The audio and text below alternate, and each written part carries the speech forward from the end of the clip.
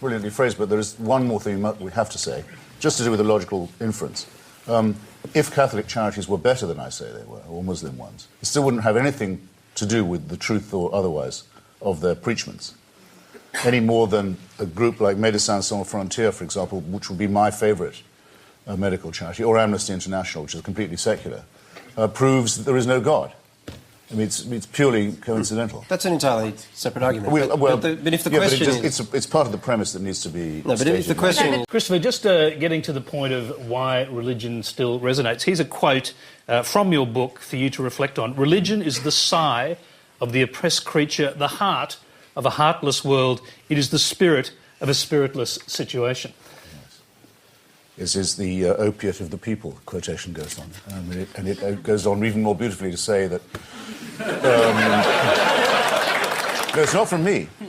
It's not from me. It goes on to say that criticism of religion has plucked the flowers from the chain, not so that men and women may wear the chain without consolation, but so that they may break the chain and cull the living flower. It's from Karl Marx. It's the opening of his critique of Hegel's philosophy of right.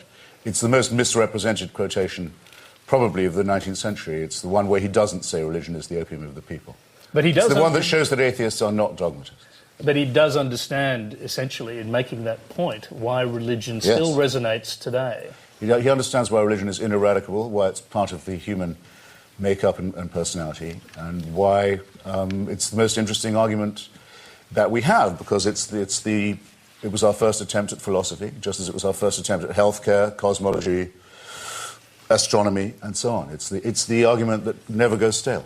Verdi could write a very good requiem without actually being a believer, but I don't think that John Donne could have written his sacred poetry not thinking, I don't really believe any of this. I mean, it's quite clear that there's an instinct in all of us for the numinous and the transcendent, you might say. I think you can have it without the supernatural.